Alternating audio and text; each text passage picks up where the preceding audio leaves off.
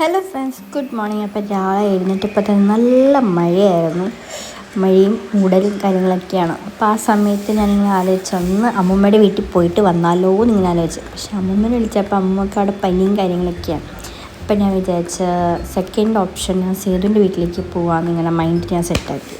അങ്ങനെ സേതുവിൻ്റെ വീട്ടിലേക്ക് ഇങ്ങനെ എന്താ പറയുക, അങ്ങോട്ട് പോകാമെന്ന് പ്ലാൻ ചെയ്തു. എൻഗേജ്മെൻറ്റിലേക്ക് കുറച്ച് സാധനങ്ങളൊക്കെ അവിടെ ഇപ്പോൾ ഉണ്ടായിരുന്നേ. അപ്പം അങ്ങനെ സേതുവിൻ്റെയൊക്കെ വീടൊക്കെ എത്തി. അതിന് മുമ്പ് കുഞ്ഞുമോള് ഡോറ് തുറന്നു. ഞാൻ എത്തിയപ്പോൾ തന്നെ അവളെത്തി. അപ്പോൾ അങ്ങനെ അവളവിടെ കുറച്ച് സാധനങ്ങളൊക്കെ ഉണ്ടായിരുന്നു മാളേക്ക്. അപ്പോൾ അങ്ങനെ കുറച്ചൊക്കെ സാധനമൊക്കെ കൊടുത്തു. അപ്പോൾ സേതു അവിടെ മുട്ട എന്താ പറയുക, മുട്ടയ്ക്ക് വേണ്ടിയിട്ട് സവാളയും കാര്യങ്ങളൊക്കെ അരിഞ്ഞുകൊണ്ടിരിക്കുകയായിരുന്നു. അപ്പോൾ ഞാൻ അവളോട് ചോദിക്കാം, എന്താ ഹിന്ദിയിൽ ഞാൻ ചോദിച്ചുകൊണ്ടിരിക്കുകയായിരുന്നു. അപ്പോൾ അവൾക്ക് ചിരിയും വരുന്നുണ്ടായിരുന്നു. അതിൻ്റെ മറുപടി ഒന്നും പറയാനും പറ്റുന്നില്ലായിരുന്നു.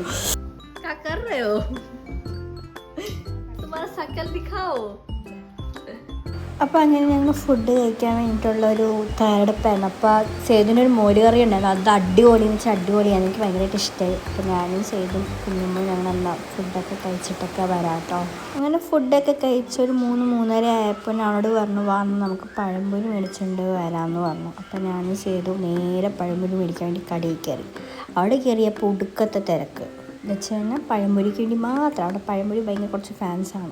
അപ്പോൾ ചൂട് പഴംപൊരി ആൻറ്റിയൊക്കെ തന്നു. അപ്പോൾ ആ സമയത്ത് ഞങ്ങൾ വീട്ടിൽ പോയി ചായയൊക്കെ ഉണ്ടാക്കി. ചായയും പഴംപൊരി പരിപ്പട, വാ അടിപൊളി. അപ്പോൾ അങ്ങനെ ഷാജുവിന് ഒരു പഴംപൊരി കൊടുത്തു. പിന്നെ ബാക്കിയെല്ലാം ഞങ്ങൾ 3 പേരും തിന്നു. അത് കണ്ടിട്ട് തന്നെ എനിക്ക് കുറച്ചുകൂടി തിന്നാൻ തോന്നുമായിരുന്നു.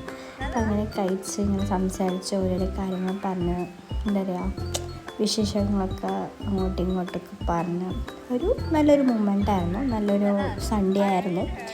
അടിപൊളിയായിരുന്നു. അപ്പോൾ അവർ കുറേ ഫോഴ്സ് ചെയ്ത് നിൽക്കും. ഞാൻ നിൽക്കുന്നില്ല, അമ്മ ഒറ്റക്കാവുന്നു. അപ്പോൾ അങ്ങനെ ബാക്ക് ടു ഹോം. അപ്പോൾ ഇത്രയുള്ള വീഡിയോ. ബൈ.